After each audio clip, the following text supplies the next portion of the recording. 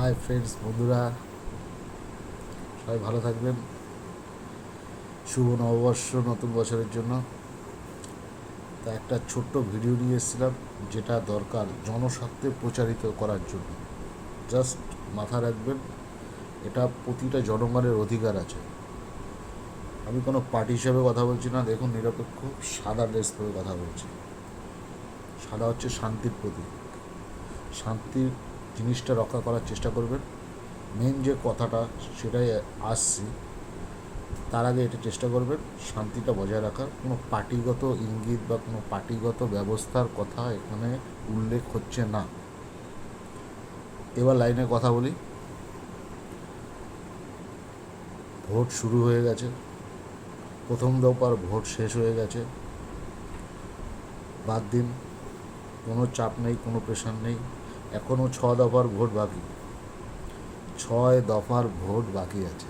হ্যাঁ বন্ধুরা, এর মধ্যে আপনারা পশ্চিমবঙ্গে যে 6 দফার ভোট হবে, বিভিন্ন স্থানে বিভিন্ন রাস্তাঘাট তৈরি করা চলছে। এটা খুবই গুরুত্বপূর্ণ কথা, মনোযোগ সহকারে শুনুন, কাজে লাগবে। বিভিন্ন জায়গায় বিভিন্ন পরিকল্পনা কাজ চলছে, সরকারি পরিকল্পনার কাজগুলো চলছে, যেমন রাস্তাঘাট, কল, লাইট বসানো।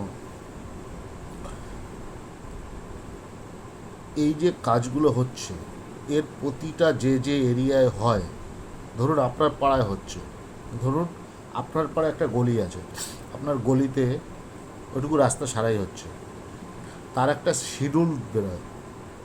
শিডিউল মানে এই রাস্তাটায় কতটা পরিমাণে খোয়া ব্যবহার হচ্ছে, কতটা পরিমাণে পিচ ব্যবহার হচ্ছে, কতটা গ্র্যাভিটি হবে, মানে কতটা রাস্তাটা থিকনেস হবে, কতটা চওড়া হবে, ঠিক আছে, ঘনত্ব কতটা হবে, ওই শিডিউলের মধ্যে লেখা থাকে।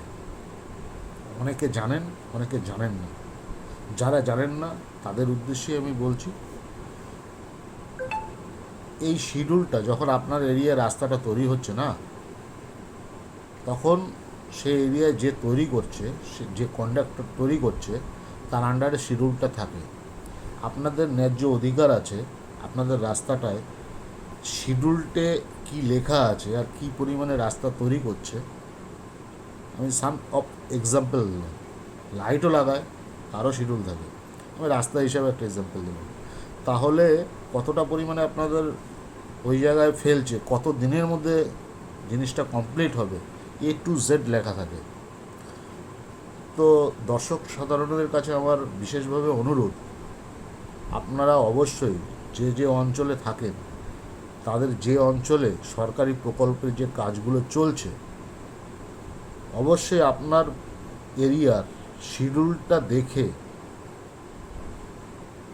কাজটা স্টার্ট করবেন।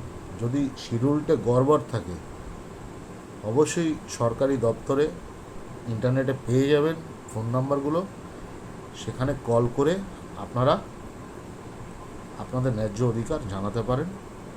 তার জন্য সরকার সেইভাবে সেই জায়গার সঠিক ব্যবস্থা নেবে। তো এটাই ছিল আমার মেন উদ্দেশ্য বন্ধুরা। এটা কোনো পার্টিগত ব্যাপার নয়, এটা হচ্ছে আপনার অঞ্চলের, আপনার যেখান থেকে যাবেন, হাঁটবেন, চলবেন, সেই অঞ্চলের ব্যবস্থা, সরকারি প্রকল্পের যদি কোনো ভুল ধরতে পারেন, অবশ্যই তার প্রোটেস্ট করবেন।